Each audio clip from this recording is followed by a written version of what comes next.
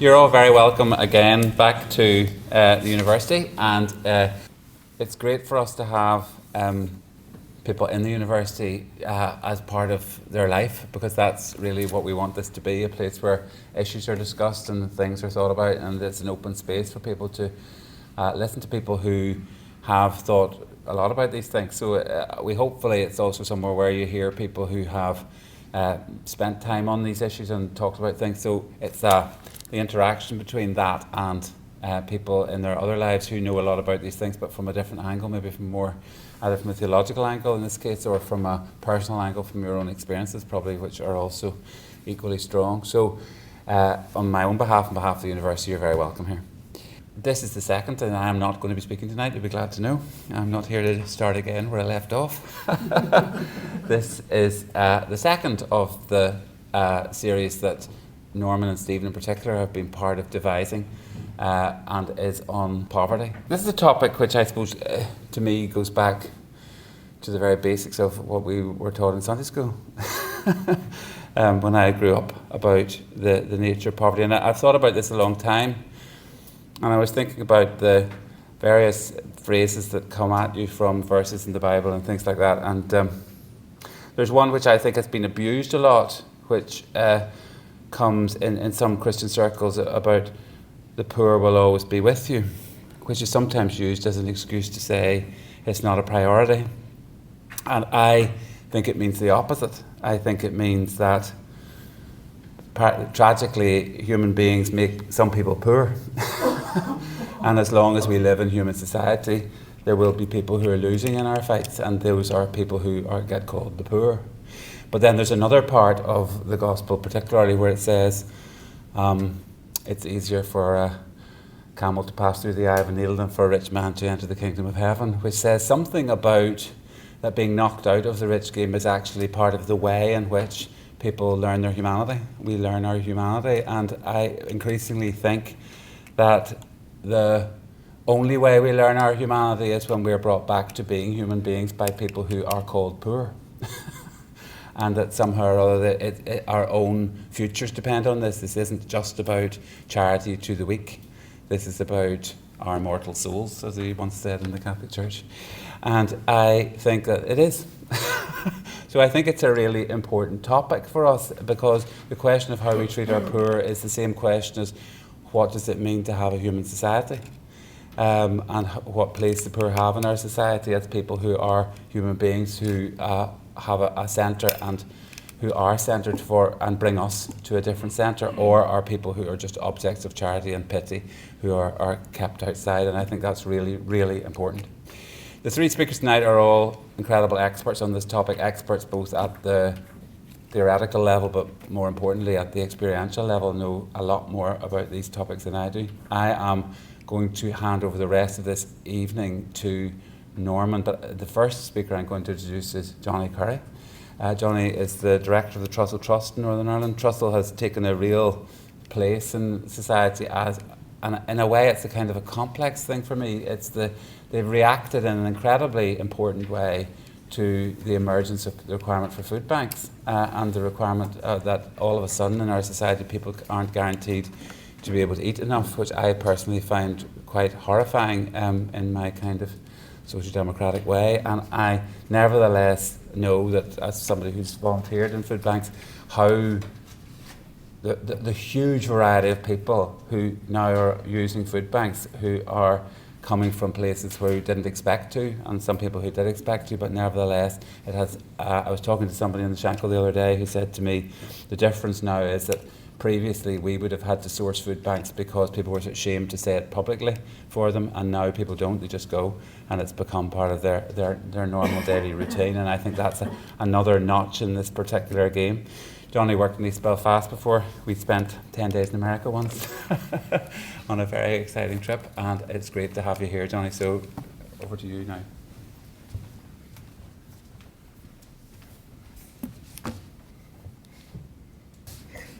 Thanks, Duncan, for that welcome, and it's good to be with you all this evening. My name's Jonny Currie. I'm also a board member of Contemporary Christianity. I also head up the Northern Ireland operations for the Trussell Trust.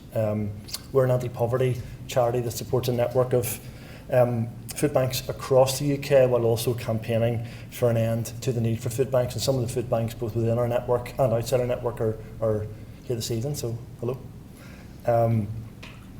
We believe that food banks aren't a solution to poverty, and that everyone should be able to afford the essentials for themselves. In Northern Ireland, we work with 22 charities that run food banks in 45 different locations across the region. Our most recent stats for the first 6 months of the year were released a few months ago, and 3 headline statistics really jumped out at me whenever I received those. The first one was that 10,000 people in the first 6 months of this year accessed a food bank for the first time. And that's just within the Trussell Trust network. The second one is that food banks in our more rural areas need increased by 75%. And the third one was that, and this is a growing picture, but what we saw in the first 6 months of this year was that 1 in 5 people referred to our food banks have someone in their household who's at work. So need is escalating. Food banks in our network have passed through what's probably been the busiest winter on record, and are genuinely fearful around what lies ahead for the rest of the year. I've been asked to make some introductory remarks to set the scene for our evening together around why a Christian response to poverty is so important. And I say that knowing that in this room are many experts, many advocates who've been on this road and fighting against poverty for a long time. So thank you for the work that you've done. And I don't want to, folks have been doing this longer than I've been standing on platforms talking about it, so I want to thank you. Back in 2008, Contemporary Christianity produced this book, New Loyalties, Christian Faith and the Protestant Working Class. You can't buy any hard copies anymore, but I think you can still download it from our Contemporary Christianity website. Well worth a read. And it was an examination of the decline of the church's presence in areas of social deprivation and the polarisation of class. In his introduction, the author, Philip Orr, writes, "A process of mutual disengagement between much of the Protestant church and the working class seems to have begun during the Northern Ireland Troubles. Just as working class communities were beginning to be hit by economic downturn, lawlessness, political disempowerment, and social deprivation, with all the personal despair and ill health that can follow in their wake." He goes on to say, "It is my belief that as a result of this disengagement, many churches have been sorely limited, both in their insights and in their practice. Perceptive Christians often recognise this limitation, but may not quite know what to do about it." So that's what we're beginning to explore this evening, what to do about it. Shortly after this book was published, we had the great financial crash and nearly 15 years of austerity measures, all the different levels of welfare reform, incomes being squeezed, and we've also seen a huge increase during this time in the need for emergency food. The majority of this voluntary charitable support is provided by churches, and sometimes I wonder if we, as the church, in our rush to provide charitable food aid, have maybe underthought what we were getting into. Are we as the church doing enough to address the injustice of the root causes of this poverty? I love this quote from Martin Luther King, where he says, "Don't just be the servant of the state," meaning that you'll clean up the mess caused by bad social policy. Don't just put a band-aid on the sores of society. Don't just be service providers, be prophetic interrogators. A key text in the Bible on poverty that you're probably aware of is in Luke 4 during Jesus' first sermon. "The Spirit of the Lord is upon me because he has anointed me to proclaim good news to the poor. He has sent me to proclaim freedom for the prisoners and recovery of sight for the blind, to set the oppressed free, to proclaim the year of the Lord's favour." Right at the beginning of Jesus' ministry, the poor are placed in centre stage. In this passage, as he often did in his ministry, Jesus quotes Old Testament prophets, in this case Isaiah, who spoke out against injustice in ancient Israel. I was told by Norman as we were planning this event that some people have been asking for some sort of definition of poverty. Here's one. The Greek word for poor that's used in that passage in Luke 4:18 is spelled P-T-O-C-H-O-S. I'm not a Greek expert. Greek experts here could probably pronounce that. But what that means is someone who's destitute, who's unable to afford the essentials for themselves. There are many levels and layers of descriptions of poverty, but for food banks in our network, we aim to serve and support mainly people who can't afford the essentials and who are destitute. Jesus was responding to the political, social, and economic issues of his day in his first sermon. As a Jewish man, as a poor Jewish man, and as a poor Jewish man living in a minority. The atmosphere within which Jesus was born and lived was one of oppression caused by the rule of Rome, and it wasn't a situation Jesus could ignore while still talking about good news. We as the church can't talk about good news and ignore the cost of living crisis that we're in right now. You'll know that there are more scriptures in the Bible about love, justice, fairness, the poor, and helping the least of these than there are on any other subject. In James it says, the wages of labourers who mowed your fields which you kept back by fraud, their pain is crying out and the Lord hears. In Leviticus, you shall not oppress the neighbour or rob him or her of their wages. You don't muzzle the ox because the labourer deserves his wages. You shall not oppress a hired servant who's poor and needy. Your pride, your excess food, your prosperous ease, and you did not pay the poor what they deserve. Woe unto those who legislate evil and rob the poor of their rights. Loose the bands of wickedness. Pay people what they deserve. So, how do we respond to poverty? How are we already responding to poverty? I know that many of you in this room are.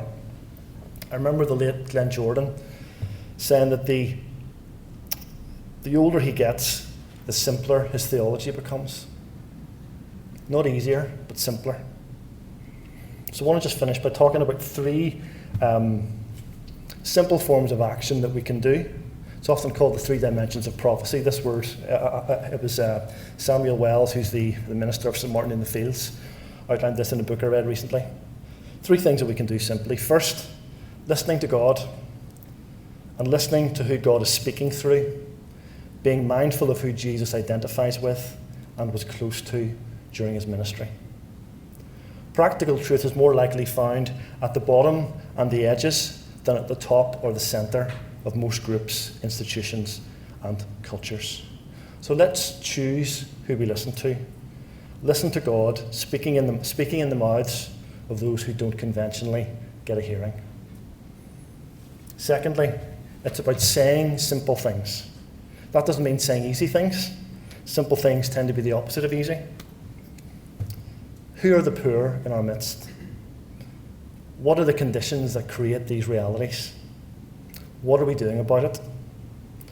Being those prophetic interrogators that Martin Luther King talked about. Perhaps saying the thing that no one else is saying. And thirdly, doing simple things. We know that Christianity isn't about personal piety and a purely individual salvation, but being part of a prophetic community. Christians have a word for prophetic action. We call it the church.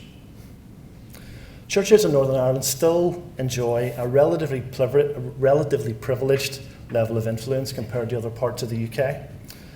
And policy solutions for ending poverty are within reach, even if the political will isn't there yet.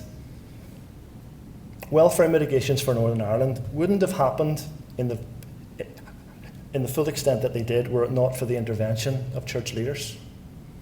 Churches can pick policies up and advocate for them to be heard.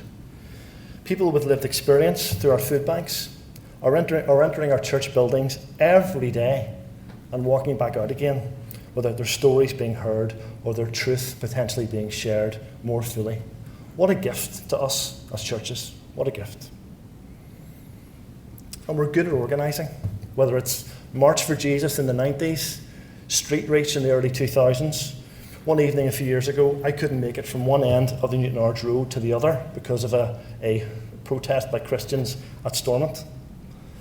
We can organise if we choose to, making gestures or taking actions with wider significance. A place of injustice is where Christians ought to be. New Loyalties, this book profiles a man called Billy Mitchell, who'd been known to quite a few people in this room. He was a former Sunday school teacher who became heavily involved in and grew through the ranks of the UVF. After a spell in prison for involvement in murder, he dedicated the rest of his life to peace building as a political and a community activist. He was heavily influenced by practitioners of socially engaged faith, and he indicated on several occasions that he saw Jesus as a man with a passion for transforming social structures. He said Christ's great work was to remove the causes which divided man from man, to make it impossible for the strong to oppress the weak or the rich to rob the poor. He also spoke of the need to clarify and broaden our traditional Northern Irish sense of what sin actually is. So he said if sin is to be denounced, it must not be restricted to the usual personal failures associated with drink, gambling and crime, but it must also include those corporate sins that are responsible for structural violence, economic greed, political exploitation, desocialisation, racism and sectarianism. We need the faith and the vision to believe that ending poverty is possible, that this is what God requires of us, and this is how we as Christians must act out our commitment to Jesus. I'd like to finish with a quote from the Reverend Barbara Lundblad. She is a professor and anti-poverty campaigner from New York. She says, do we need more statistics? Do we need more courage? Perhaps most of all, we need more faith. Jesus' parable on the rich man and Lazarus ends with these ironic words. Abraham said to the rich man, if they do not listen to Moses and the prophets, neither will they be convinced, even if someone rises from the dead. Someone has risen from the dead, so what more do we need?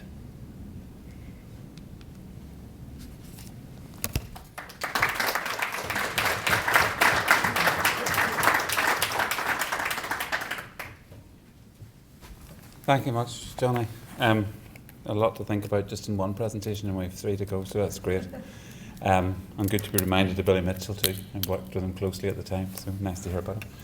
Ciara Fitzpatrick is a colleague of mine in the same school, no, actually you're in the law school. I just realised I always thought you were in my social and policy sciences. I learned this morning she's in the law school. So she's not in my school, but she's in my faculty.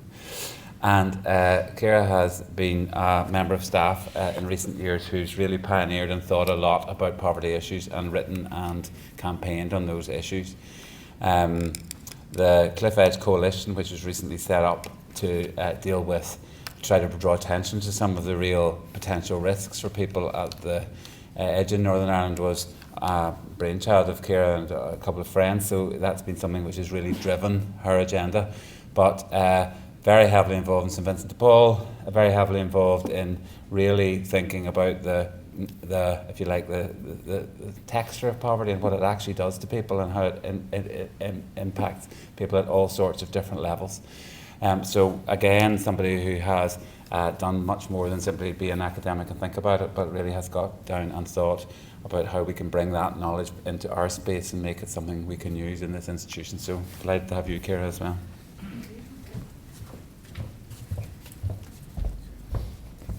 Hello everybody, and thanks so much for having me. Thank you for the invitation, Jonny, and I felt really inspired by all of Jonny's words, and I was nodding my head furiously with much of what he said, but that is probably testament to how well I work alongside Jonny in various campaigning groups, and Danielle as well.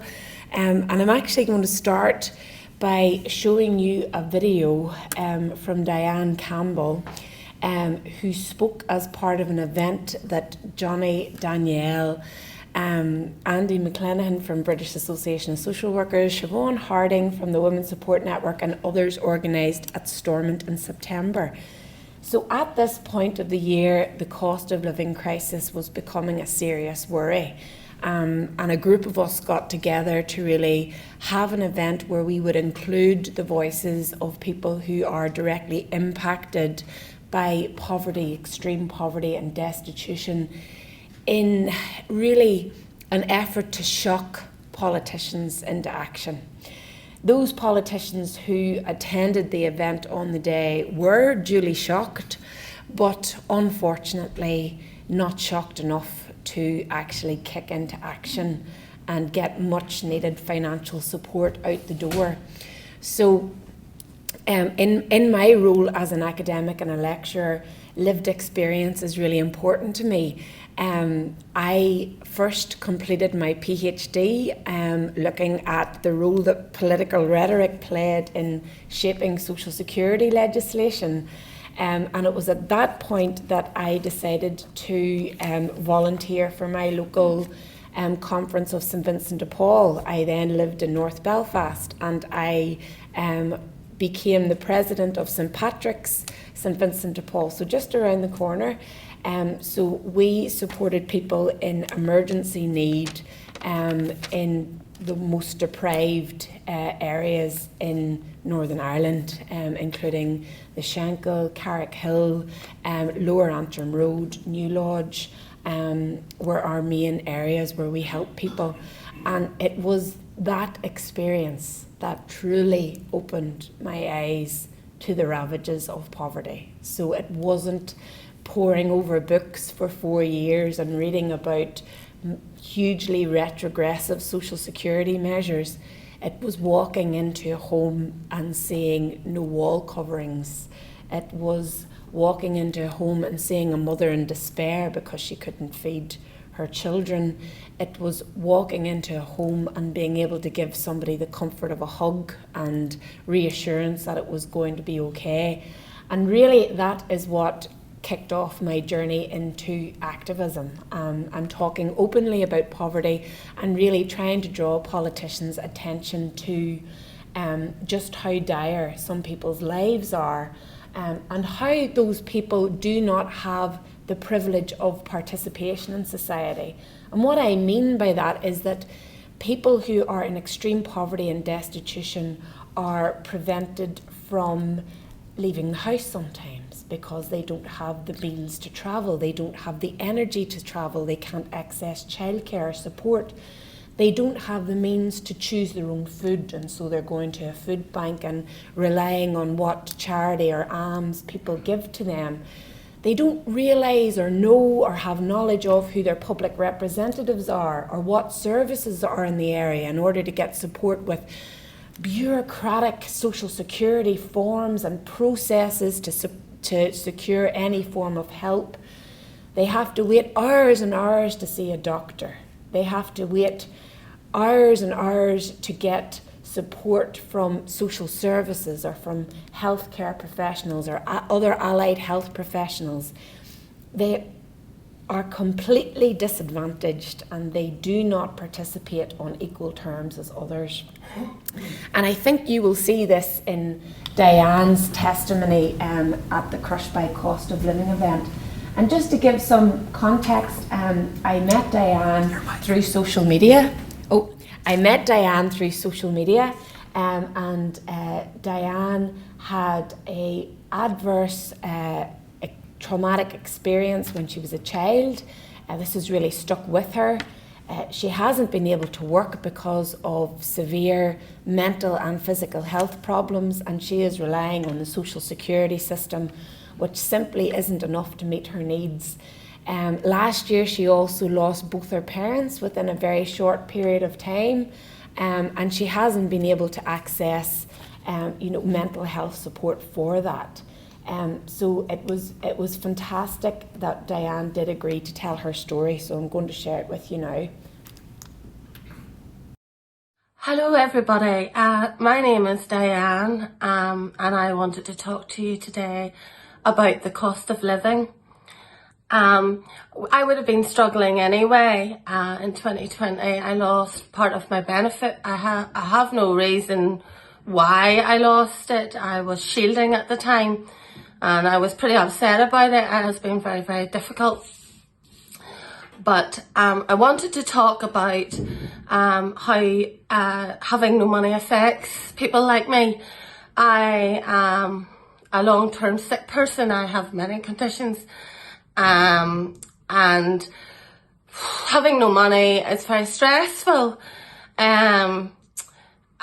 have gone without an oven since Christmas. I can't get it repaired because it's been repaired before, and I've been advised the last time it's dangerous to do that again. It needs replaced, so that hasn't happened because there's just no money left. My fridge is sitting full of water. I've got biological drugs in there. Those are very, very expensive drugs. There's about 4 packets, 8 syringes. I'm sure the NHS would not be too pleased with me if my fridge packs up, which I'm worrying sick about. Inflation has risen, I believe, to about 9.9%. The benefits went up, I believe, 3%. Now that there tells anybody that people will not be able to cope, and to allow that to continue on is a willful neglect, I believe, of people. I've listened to a lot of advice from people who don't have the problems that I have, like putting jumpers on and putting tin foil behind your radiators. I would ask you all to look at Ask Me UK and what they say about that. Well, not that, but what they say about cold homes. And cold homes for someone like me are quite dangerous. Asthma is driven by your airway and triggers, cold air being one of them. Cold air also can encourage viruses, flus, etc., which is something I get more often anyhow. So that's not a good idea really for me, and to be starting to turn off radiators and stuff. I'm extremely worried about this winter. I haven't had any of the summer. I haven't been able to do anything. I've not been able to do anything with myself. There's just nothing. I'm taking hits all over the place. I would ask you to listen to me and to help people like me, because, and other people as well, because these types of prices, I've never really seen this, and I really don't have the income to deal with all of this, and I really don't know what we're going to do. I'm not really content with going into a warm spaces, because I feel that we should be able to live a more dignified life. It was already been advised to me to go to a food bank. I'm a sick person. If I went into prison today, and rightly so, I would be fed and kept warm. But yet there are many people on the ground here who that's not happening for. And that really does need to be addressed when there's profits being made off the Richter scale. I want you to listen to me today, and please help me. Thank you. So Diane expresses what the reality is for far too many people in Northern Ireland. And to give you an idea of the extent of poverty, there's about 20% of individuals who live in relative poverty in Northern Ireland after housing costs. And relative poverty means those people living in households with income below 60% of the median average earned in a year. 16% of people are in absolute poverty before housing costs. That's about 303,000 people in Northern Ireland, including 21% of children. Now, they are the 2021 statistics, so we are yet to see what the impact of the cost of living crisis has been, and we are also yet to see what the cost of living crisis, the impact on child poverty specifically, because the Department for Communities couldn't get a big enough sample last year to give an accurate view of what that looks like.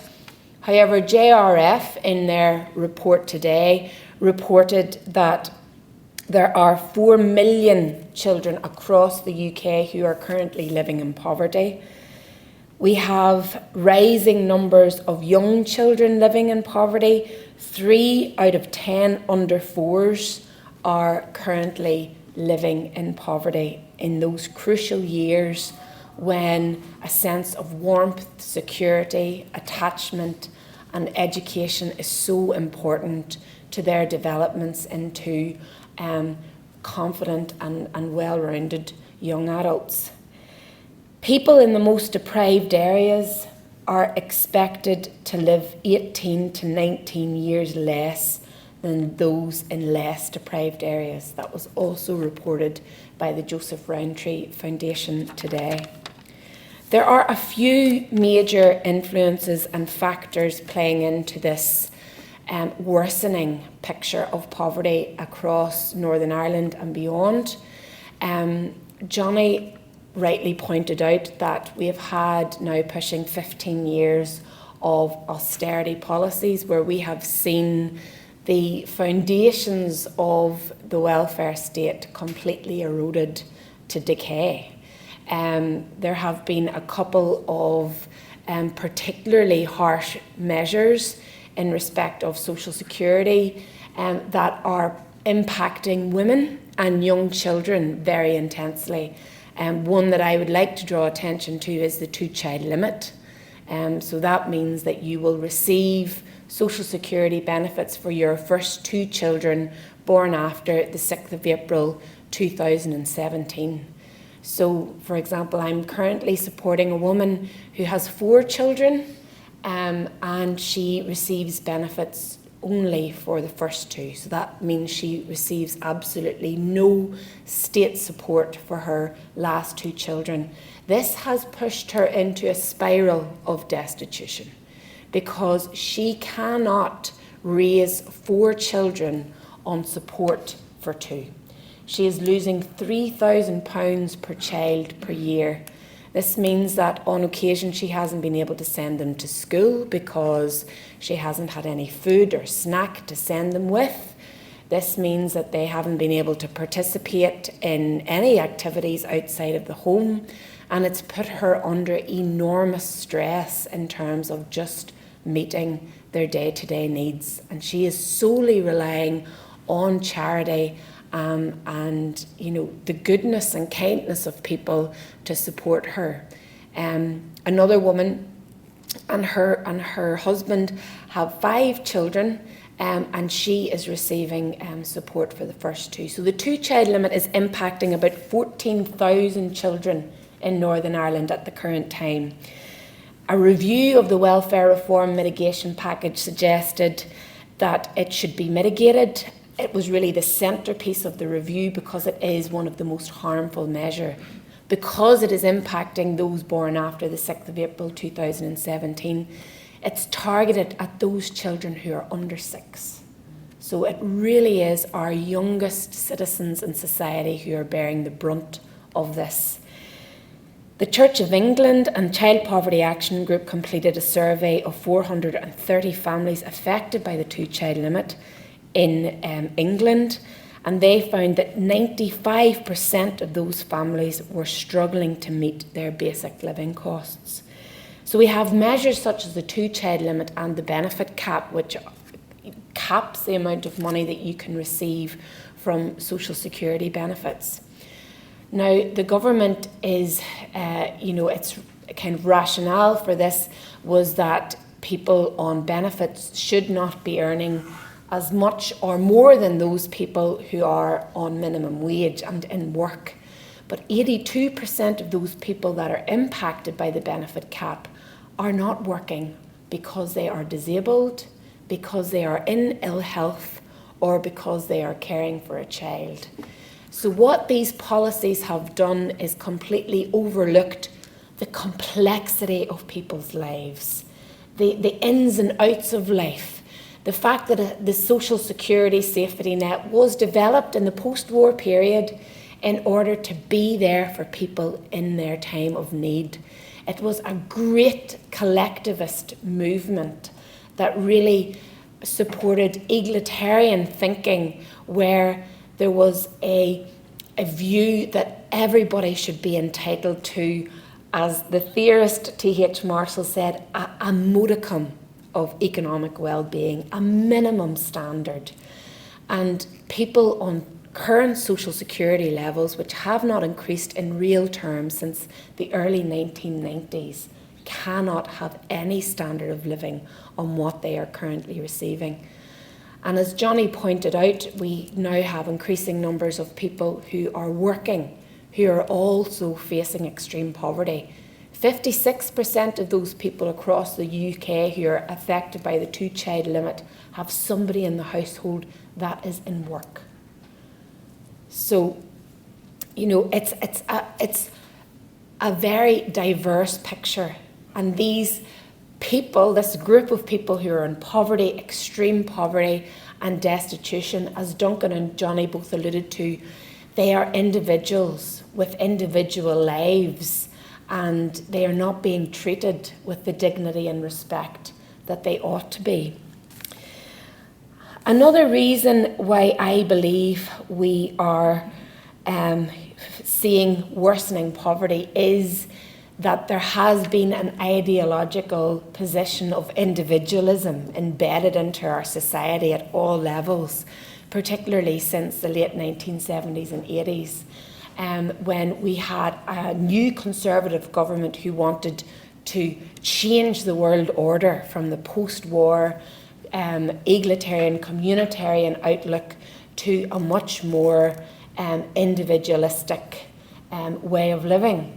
And in my opinion and view, as this has embedded itself in society over the last 30 years, we have become much more individualistic in our thinking, in our way of living, and we are seeing this reflected in the crumbling of our welfare state. So if you think of Northern Ireland at the minute, we have the social security system in crisis. It's not supporting people the way it should do.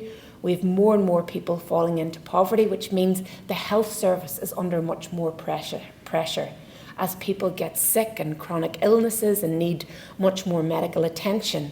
We also have the justice system feeling the pressure because people are trying to find alternative ways to live and to make an income, and they may turn to crime.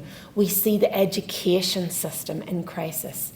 It's been asked to cut £110 million from its already stretched budget. People in deprived areas are educationally disadvantaged, and they are not meeting the same level of educational attainment as their peers coming from more advantaged areas in Northern Ireland. I also think that this has created a sense of apathy among people who are not living in poverty. I speak from my own personal experience with my peers. We all have smaller circles and young families, and we tend to look inward instead of outward. And by doing that, we miss what's going on behind many closed doors in Northern Ireland. I have been quoted in the media before as calling, the poverty crisis in Northern Ireland, the cost of living crisis, a hidden pandemic, because those people who are suffering from extreme poverty and destitution, they are so stigmatised and ashamed by politicians, by the media, by society, that they do not speak about their suffering. And so therefore it's up to us as people who can more easily participate in society to advocate on their behalf until they are in a position where they feel they are able to tell their story and to advocate and feel empowered to really advocate for themselves. As well, I was over at Stranmillis today, and I was talking about the intersections between educational disadvantage and poverty. And as Noel Purdy said in his seminal report, A Fair Start, he said that work on education, and indeed I would say work on anti-poverty, has not been focused on due to the overt focus on political power struggles. So I know that Jonny and others in the room will know that we have been promised an anti-poverty strategy since 1998, and we are still waiting on that. Many other, I'll not go into them all, but there's a ream of strategies. We have shiny reports written by experts across universities and across civil societies that are gathering dust on shelves. So what are some remedial steps from a policy level? Well, reinstate the £20 limit to universal credit. You're going to have to forgive me, I'm going to go over a couple of minutes. Reinstate the £20 limit to universal credit. This would cost £120 million per year, but I would suggest it would be £120 million well spent. Stop social security debt, that debt coming from people's universal credit payments. That's already leaving them short. And finally, I would like to see the complete removal of the 2-child limit. I'm not going to get to do my last bit, and Brian might be glad or he might be sad, but I was going to show a clip of Brian Anderson at the Crushed by Cost of Living event talking about the role of the voluntary sector. But instead, to close off my discussion, I'm going to ask Alan to play my thought for the day, which was played on Easter Sunday 2022, where I reflect a wee bit on my own faith and my frustration at the lack of action from our church institutions, specifically in my case from the Catholic Church institution on poverty. As a Catholic, the days running up to the resurrection of the Lord provide a time of reflection on my personal journey in faith, a subject which I am not very confident in talking about. I habitually turn to God in prayer to ask for His solace, His guidance and strength for myself and for others. I whisper my anxieties and feel calm. In recent weeks, I have found myself asking Him to give comfort to those families who don't have the means for the basic necessities needed to live a dignified life. Jesus wrapped those in poverty in the warmth of His love. He asked His followers to be brave and to speak up against injustice. His courage has given me the energy to expose the pitfalls in current law and social policy and to push for a better social security system. God's lead messenger for the Catholic faith, Pope Francis, often shows great concern for those in poverty. In his Easter address last year, he prayed that the crucified and risen Lord be a comfort for those who have lost their jobs or experienced serious economic difficulties and lack of adequate social protection. He prayed that Christ may inspire public authorities to act so that everyone, especially families in greatest need, will be offered the assistance needed for their decent sustenance. In the north of Ireland, we are showing compassion to those in poverty through great community effort and charity. Volunteers are providing material support by providing food parcels, vouchers, and cash for essential needs. Referrals to St Vincent de Paul have gone up 5-fold. This brings temporary comfort for those who are at the blunt end of the cost of living crisis, but it is not sustainable and will not bring about social change. This Easter Sunday, I am praying that Catholic leadership, our bishops, as well as friends in other faith communities in this country, call directly on our lawmakers to work together to ensure everyone has the dignity of meeting their material needs.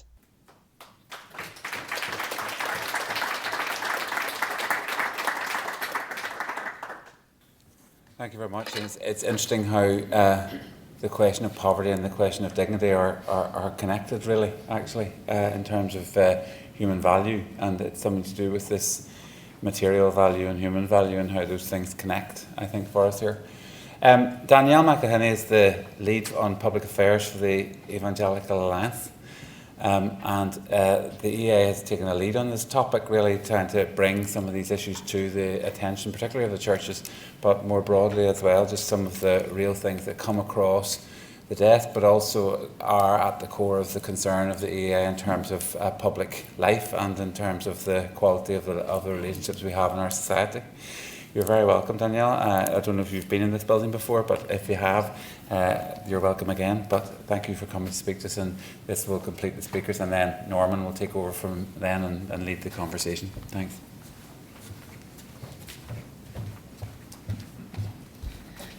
Good evening, everyone. Lots of faces there that I recognise, so hello to you all. I just want to say a big thank you to Jonny and Contemporary Christianity for inviting me along tonight.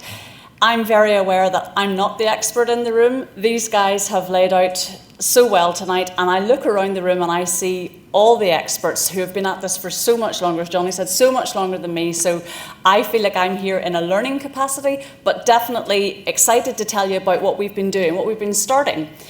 So when Jonny said, how long do you think you'll need? I was like, 5 minutes to tell them what we're doing. But then when you actually sit down to write it down, what we've been doing, why we've been doing it, I think I could talk all night. So I've got some notes and I'm going to try and stick to them so that I don't run over. And I've forgotten my glasses yet again, so let's hope I can actually see my notes. But anyway, let's get started. So I am from the Evangelical Alliance, and the Evangelical Alliance works in that sort of space between the church and government, especially in my role, public policy, and trying to sort of work between the both on a variety of different issues. And recently, you all know we haven't had a government that's been functioning, and that's been very frustrating for people who work in policy. But actually for me, it has been an opportunity to do a little bit of work on something that I may not have had the opportunity, otherwise may not have had the time, and something that matters to me because I have volunteered with my church, Causeway Coast Vineyard, and Compassion Ministry, for years. So it's something that I do know certainly on the ground what it's like to be in a food bank and to be dealing with people who are really desperate and your heart breaks for them. So this is something personal perhaps that I have got to work on that I wouldn't have otherwise had a chance to do. So we have gathered together a group to be a united church voice on poverty. We're a group of Christian leaders from across the church and a variety of faith-based organisations in Northern Ireland. So you'll recognise a lot of them: Trussell Trust and CAP, ROC, that's Redeeming Our Communities, St Vincent de Paul, Salvation Army. Then we're talking about the major churches, representation from there, COI, PCI, Methodist, Vineyard churches, and broader and wider. So back in May last year, we gathered together as a response, asking ourselves, what can we do about this cost of living crisis? And really it started with a discussion with John French. Some of you will know, many of you I'm sure will know, the utility regulator, who was outlining to me and my colleagues just about energy prices and about where they were heading, and not just for the next few months, but for the next few years. And really, are we ready? Is our government ready for this? Is the church ready for this? And it was a bit of a shake-up moment for me, and really we thought we needed to do something. So May time, we gathered together, first meeting, about 25 people. We heard from Jonny, and we kind of got a picture of what was going on. And at that time we heard from Brian, who's in the room, and Linda Gould, who's from NICFA, and they were talking about the Churches Community Worker Alliance, which I had no idea about, but back in 2016 they had ended then, but they had been gathering faith leaders at that time very successfully around poverty issues, and they had been successful in influencing some of those welfare mitigations. So we were starting to think, well, can we not do this again? We've done it before, we can do it again, and actually the church has a history of doing this, of social activity, if we look back far enough. So again, we met in June and we started to think about, right, what's the next step? What are we going to actually do? So now we have a group of over 35 leaders and growing. We stay in touch regularly, we share resources, information, and of course we're doing work of advocacy. So what have we done so far? I've got 4 main points that I'm going to make. The first thing that we did was we reached out to the church leaders group, which sits within the Irish the Irish Council of Churches, and we liaised with them, and they made a public statement which was released in August, and that was really a call to the Irish government and the Northern Ireland government that they needed to act and that they needed to do something. So on that same day, our group followed up with the release of an open letter, which was sent to all the political parties in Northern Ireland. And we were just expressing our concern as a gathered church voice about the effects of poverty for those in our communities, and that we supported very much the church leaders' statement calling for a political response, and that we wanted to meet with them, inviting them to meet with us and some representatives from our group to hear about what was going on the ground, to hear about what the church was doing, to hear that we actually care. We are a voice and we care. and that we were doing something. We weren't silently working away in the background, but we were doing something. So the next thing that we did then was some outreach to political parties, because you send that letter and you think, yeah, great, they're all going to get back to me and they're all going to want to meet us. And guess what? One got back to me, and then we had to do the chasing. So eventually, we met with Sinn Féin online. We met with Ciara Ferguson and Aisling Riley, their representatives, and we had an online chat with about 15 of our group, and a lot of us got to share our experiences, our questions, and some of the real serious issues that we were facing as groups, as organisations, as charities, the pressures that we were under. We met with the Alliance in person at Stormont. Oh, we've got pictures of this. Should I? You do that, that's better, Alan. So that's just some of us. Linda will be pleased to see her wee self there.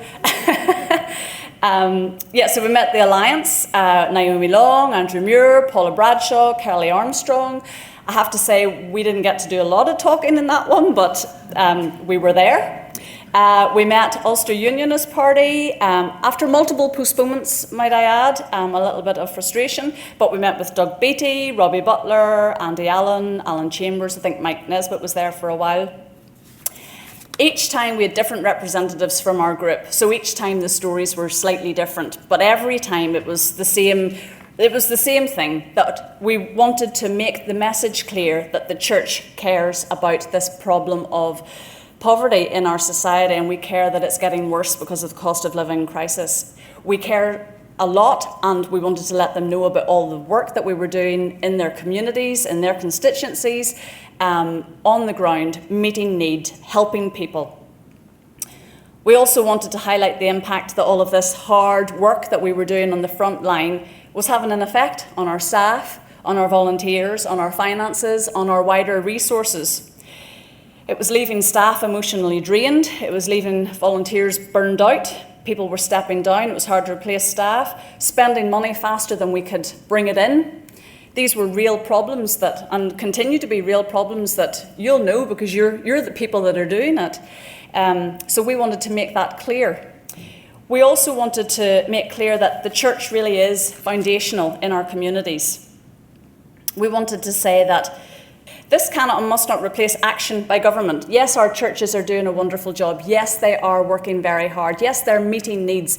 But does that mean that the government just steps back and does nothing and leaves us to it? No, we wanted to see them step up.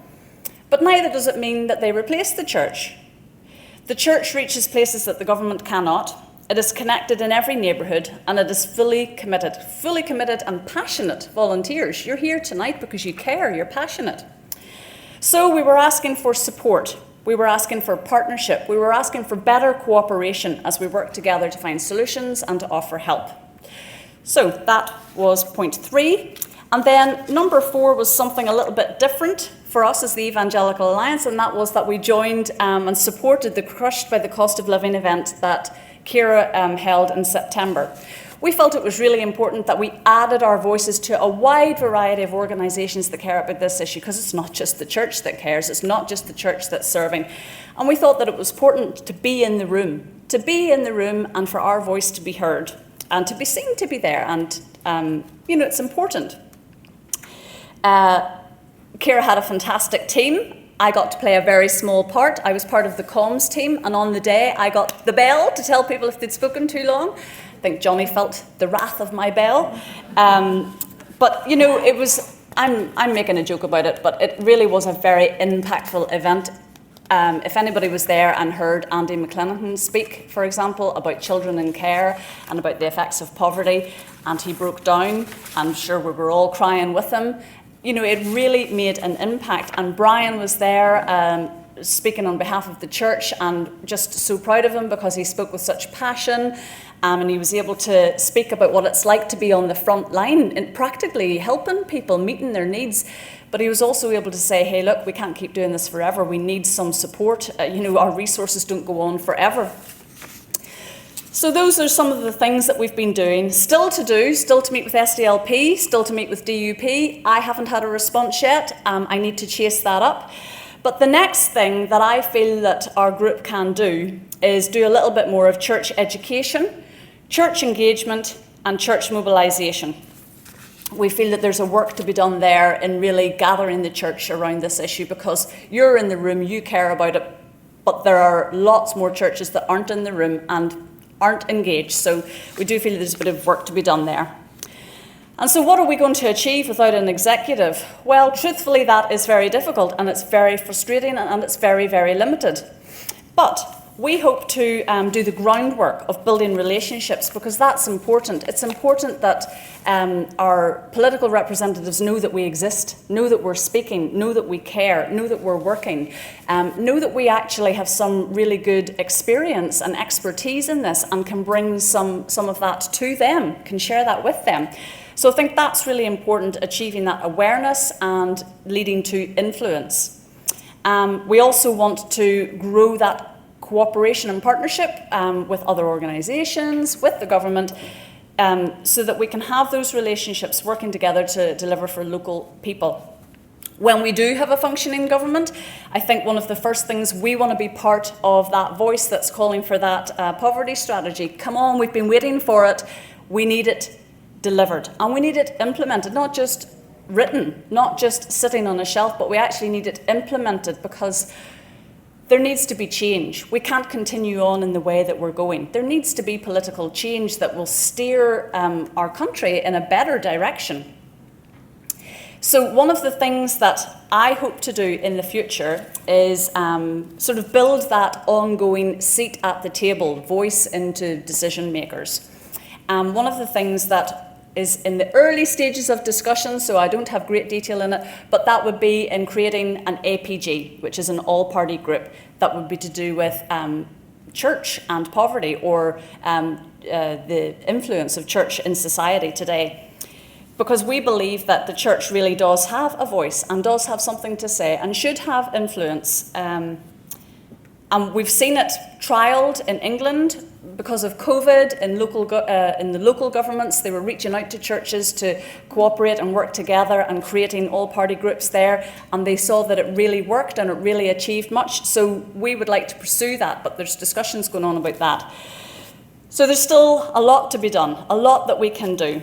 And I suppose to finish off, I want to say, well, you know, what does this mean for you? So I'm looking around the room here, and I'm guessing that probably all of you are involved in social justice. All of you are involved in helping people who are, struggling. But who else can we invite into the room? And why should people care? Why should the wider church care? As Christians, we believe in the good news of Jesus, who offers hope to all people. And in seeking to follow God, we want to be good news people to everyone around us. So, as good news people, we believe that Jesus is good news people on our streets, in our workplaces, in our homes, and not just inside our church buildings. And that good news is going to look like more than preaching on a Sunday morning, isn't it? It'll look like feeding the hungry, walking alongside people in their times of greatest need, and opening doors to provide a warm welcome when heating bills are too high to afford. And that's going to happen every day of the week, not just on a Sunday. We ultimately believe that Jesus is good news for our families, for our finances, for our mental health, for community relations, and so many other areas. So if this is what we believe, then let's be people who live it out. Let's not just be hearers, let's also be doers. As my youth pastor always used to say to me, people don't care how much you know until they know how much you care. So it's going to be practical, and it's going to cost us time, money, investment of ourselves, drawn alongside people who are going through some really hard stuff. It's going to be hard, and sometimes it's going to be messy. And are we ready for that? Are we really ready for that kind of sacrifice? So have you ever considered the various ways in which your church community could enter into advocacy as an act of worship? This is the way that we often talk about it at the Evangelical Alliance, that we do advocacy as an act of worship. Now, it's going to look different in every church context. In your church, in your community, things are going to look different. So, you're going to have to work it out as you go along. But here's a few ideas. Get educated and get informed. You can invite people from the Trussell Trust to visit your church and give a talk. You can have them to your small group. There are many resources out there that you can find online that will help. Get in touch with me and I'll help you along the way. Really practically, you can give financial support for local organisations who are supporting local people. You don't have to start something yourself. You don't have to set up yet another food bank. There are lots of people in your community already doing it. So get behind people, especially if you're a small church or if you feel that you're maybe an older church and you don't have the capacity for that. Just get behind, find out what's happening locally and get behind them. And you can volunteer your time. We've heard of a lot of warm spaces happening this winter, and we've heard of a lot of churches creating a collective in one area so that they're not heating all the churches. Well, if they're heating one church in your area, why don't you volunteer? I'll do an hour, I'll cover an hour, I'll make tea and serve biscuits. The other thing that we can do is use our influence in whatever platform we have. Some of us have a pulpit, some of us are small group leaders, some of us are on social media. Whatever it is, start talking about what poverty looks like in your community and what you might be able to do to help. And sort of what I've said before really, but team up with other churches, teaming together. We don't have to do this alone. We are the church. We are the church of God. We all love Jesus and following Jesus, and we don't need to sort of stay in our little boxes. We can move. Some people might be shocked by that. Another thing that you could do is you could join our United Church Voice on Poverty group. I have got some business cards with me. I'll set them out on my table. Get in touch with me if you feel that you'd like to join. And just before I end, I didn't plan to say this, but we're having a bit of a chat just before we started, and this is just to throw out some thoughts. I'm not going to go into them, but just to throw out some thoughts, and we can maybe talk about it later in the panel. But do you think we are too comfortable as a church? Do you think we are just a wee bit sort of middle class, middle-aged, comfortable with our lives? And do you think we've just become a little bit apathetic? Social justice does have its origins in the church. Even in Belfast here, I think that when it came to needing sewers in Belfast because people were dying of disease, it was people from the church that started things like that. You know, you look into so many social justice areas and it's the church, it's people of faith who started that. We need to maybe find that again. I know that it's been, the term social justice can sound a little bit, don't want to touch that because it kind of sounds like woke, young, liberal. That's not who I am. The church wants to steer away from that. But actually, do we need to reclaim that? Is that something that we need to do? And then Ciara talked earlier about this very individualism. And I think it's filtered into the church. I do feel that, we sometimes think of our own salvation as, well, it's just me and I've invited Jesus into my heart and he's come to live in me and I'm saved and all is well with me. When actually, when you read the Bible, it's all about community. It's all about the nation. It's all about the people of God. It's all about the church of God. It's a wider thing. And so maybe it's a challenge to us. And look, I'm not pointing the finger out at anybody. I'm pointing it back at me because I can look at myself and see all of those things. But is it time that we maybe gave ourselves a bit of a shake? And one last thing, who can we invite into the room? Who isn't here and who can we invite into this? Who's in your sphere of influence? Who can we invite in? I think I've said enough for one night, but thank you for having me.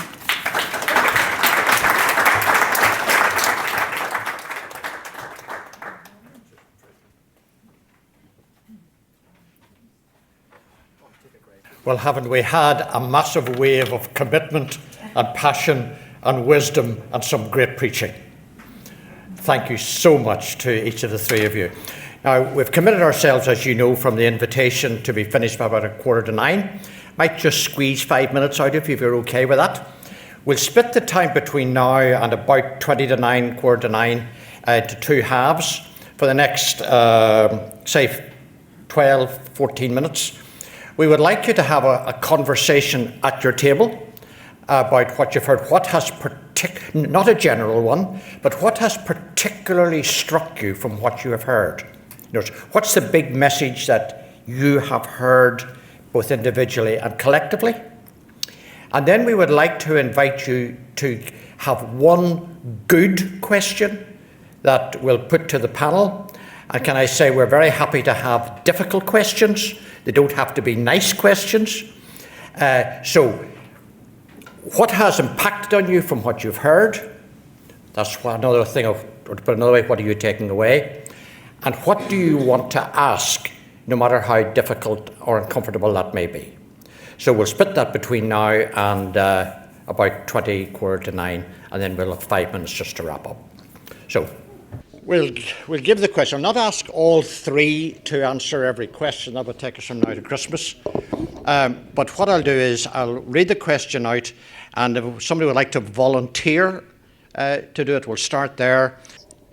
Could you tell us how to get beyond the food bank to enable ordinary church members to understand this systemic problem? Beyond guilt to action. Ciara, you're looking enthusiastic. I'm looking at Jonny because I think. Well, Jonny or Ciara, fight it out and give us the definitive answer. Ciara will give you the definitive answer.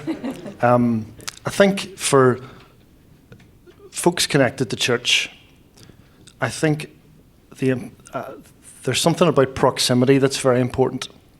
So that verse, the poor will always be with you, my interpretation of that maybe isn't very theologically sound, but for me, the poor being always with you suggests to me proximity.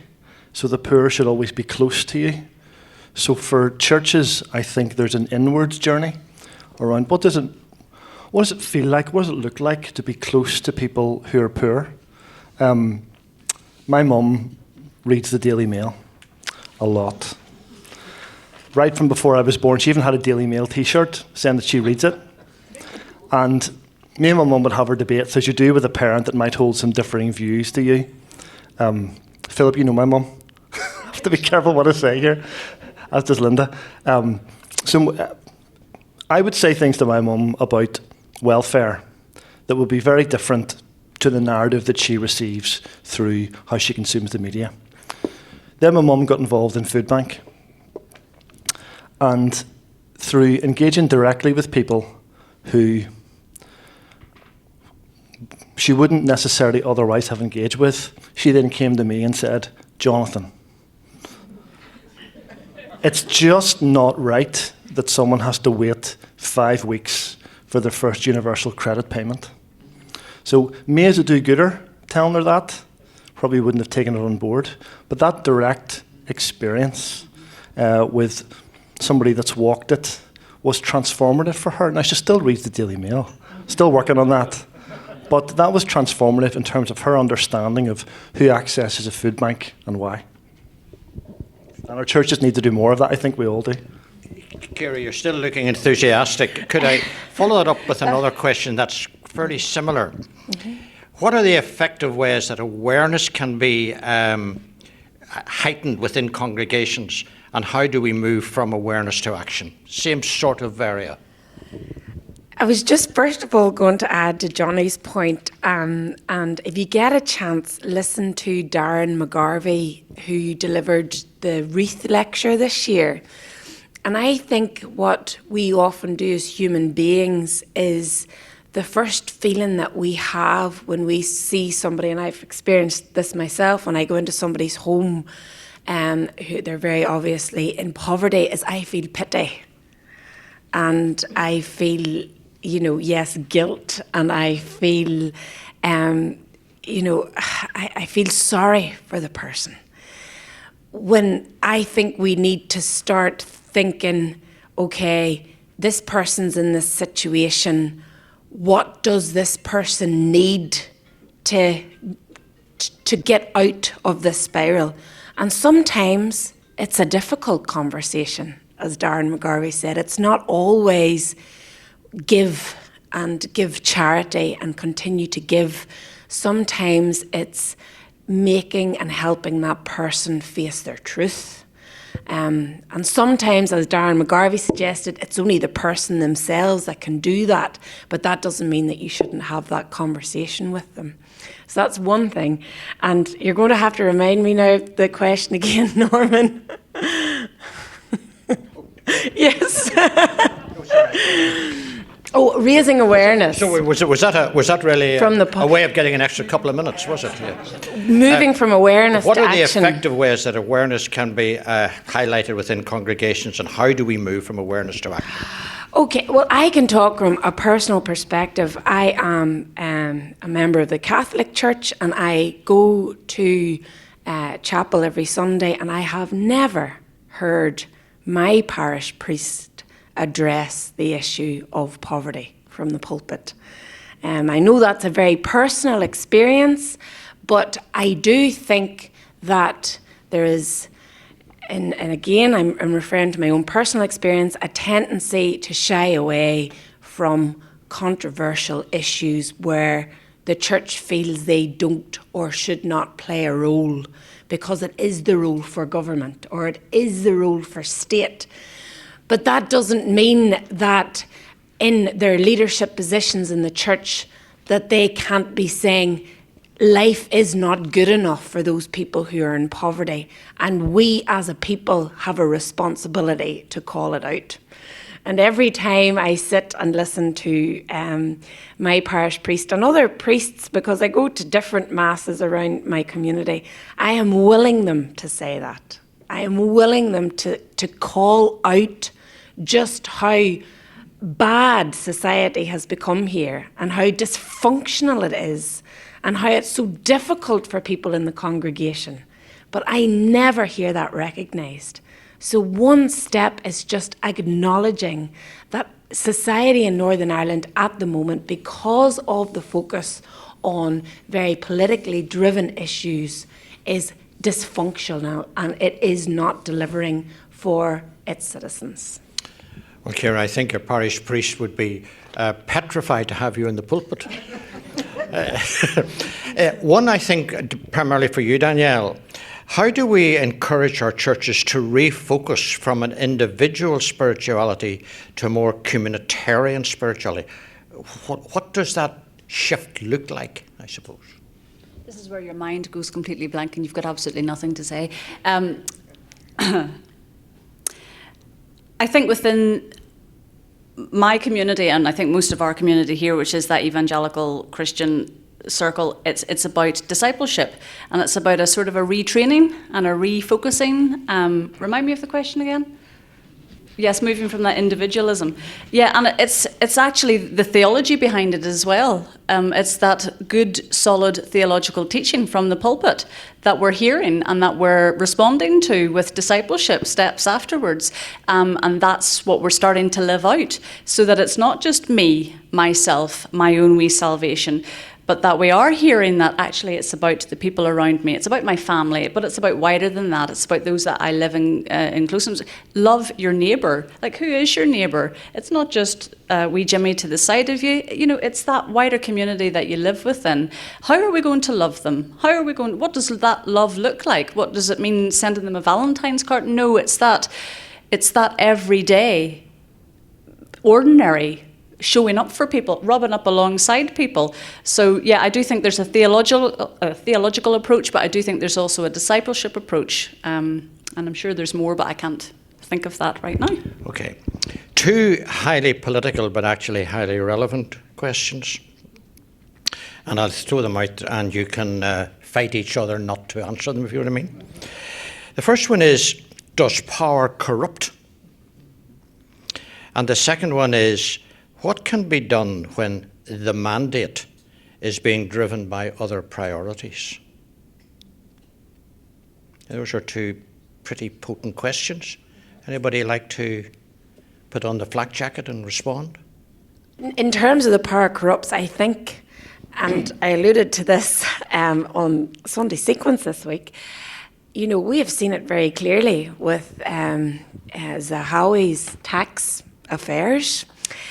He has been put in a position of immense power in the Conservative government. He was a minister and protected in doing that. And he continues to be protected by the Prime Minister, and that is fundamentally wrong. And I think we're seeing that a lot more. We're seeing how very rich and wealthy, powerful people are being put in very prominent decision-making roles in government and civil society. Another example is, how we've seen, in my view, President Trump. He is a very, very wealthy man. And I would argue that wealth corrupted him and his view of the world. So yes, power absolutely can corrupt, and sometimes it can be difficult to use that power consistently for good. I think money and power can corrupt. Money and power. And I think, I don't want to overstate what you've said, but it does actually mean that ordinary punters like me have to think twice about who we vote for, not just what the mantra of the party is, but who is the person we're voting for. Jonny, the last question to you, which I think is right up your street, is the church willing to share its platform, voice and power to recognise and to include non-Christian solutions and people to heal poverty? Is the church willing to share its platform, voice and power to recognise and include non-Christian solutions and people to heal poverty? Is there a non-Christian solution? I don't know. But, yeah. So I think our food banks model this really well, Norman. So I just know through my time working with Graham and Newton Abbey there, Lindsay at Lisburn, Louise at the Larder, when you're a food bank and you're based in a faith-based setting, you can't go through your ideological tick box of everybody that matches all of your denominational preferences in order to get somebody the crisis support that they need. Food banks are part of an incredibly complex infrastructure of onward referral processes to make sure that people get the support that they need very quickly. So we need to learn from the people in our churches who are doing that. They're best placed to show you what works, how you can get beyond some of those ideological barriers. Where you can find common ground, let's find it. And go back to the last question around how you do some of that work whenever other mandates take preference. Now is the time to organise, actually, and build those networks where we have time to, so that whenever institutions get back up and running and they're able to be influenced, church and wider civil society is on the same page. Just on that line, I think the fact that we worked together in the crush with the cost of living crisis, that wasn't a natural sort of connection, but it just showed that actually we can work very well together, and Brian was part of it and others, so yeah.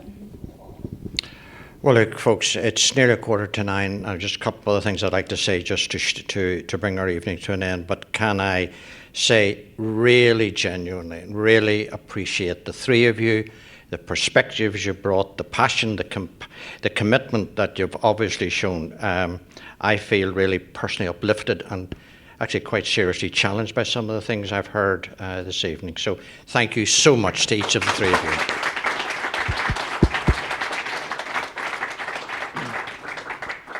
I wonder, could I just, if you could bear with me for literally 2 or 3 minutes, because one of the things that we are keen to do is not simply have a gathering that we connect well, but we're trying to get a handle. The Board of Contemporary Christianity, we're trying to get a handle on what we can effectively do. So the first thing I want to bring your attention to is that what we've had tonight is the first of 2 evenings on poverty. The next one is on Thursday evening, the 23rd of February. Thursday evening, the 23rd of February, same place, same time, same arrangements. And we've invited Nicola Mallon to be the sort of the lead speaker. The reason being is that Nicola, as you know, was a minister in the last executive. She is now out of politics, but obviously brings a wide or a very broad understanding of the political processes. And I think it's perfectly clear from what we've heard tonight that there are a host of factors that play into poverty: housing issues, education issues, health issues, private rental sector housing, even the environment. There are a whole range of things that play in, educational opportunities. And so we've asked Nicola to give, as it were, a big picture overview of the areas of public policy that feed in to either making poverty worse, keeping poverty, or resolving poverty. So it's a high. I'm not trying to be posh about it, but it's a high level view of the factors, so that we are, I suppose, able to talk to people with some degree of insight as to why we have poverty on the scale we have. So that's the first thing. The second thing is that we're very grateful to Alan Meban here, sitting quietly in the corner with all the technology. We have a very high quality recording of what we've done this evening. And I have 3 verbs here in my sheet: suggest, or urge, or strongly push you to try to develop a conversation like this locally in your networks, in your area, in your churches, wherever. And the talks will be available for you to help you do that. So you'll be able to download them and then use that. And from our board on contemporary Christianity, we would be very happy, and I think Danielle's said something similar, and the others would do the same. We would love to have these conversations on a much wider scale. So we're asking you, are there networks that you could organise that would be open to having a similar hour and a half, hour and 3/4, and we would do our utmost to facilitate that, whether by helping to host it or helping to lead it or providing the videos or whatever. So let me really urge you to take that on board. And then 2 other things. If you do not currently get our blog or our newsletter or whatever, Stephen is about to wave a sheet, a half sheet, and if you don't get it, which if you would like to get it, please sign up and leave it in the basket there. And when we're speaking of baskets, if you have any spare £100 notes in your pocket, we are, because Trussell and Vincent de Paul are represented tonight, we would like to offer what we can as a result of this evening to the 2 organisations.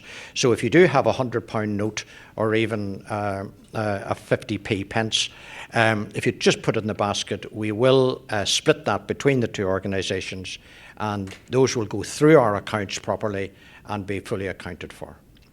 So I think that is all, and I think maybe I will just pray, and that will bring the formal evening, but if we want to sit around for and chat for a wee while, that's fine. Duncan, by the way, evaporated himself because he's off to Connemara at 6 o'clock in the morning, so he asked for permission to have an early night. That's why he left us. But we're very, very indebted to Duncan for making the university premises available to us tonight and, of course, next time as well. Let's pray. Our Father, we are immensely privileged, all of us in this room tonight. And we do want to thank you so much for bringing us together. We want to thank you for the very real sense of fellowship that we have known here, for the integrity and the warmth and the wisdom that has been given to us by Danielle and Ciara and Jonny, for what we've been able to share around the tables. And Lord, we pray that you will put on our hearts what we need to take from tonight, and that we will seek to work that out for you and for the well-being of other people as best we can under the guidance of your Spirit. We do not take what we have for granted, and we do want to have the heart of Jesus with compassion oozing out of us without being patronizing about it in any way. So, Lord, take us from where we are to where you would want us to be, individually, in our congregations, in our networks, collectively. And thank you for this day and for each other, in Jesus' name. Amen. Thank you so much, and safe home. And I might go to McDonald's and have my tea.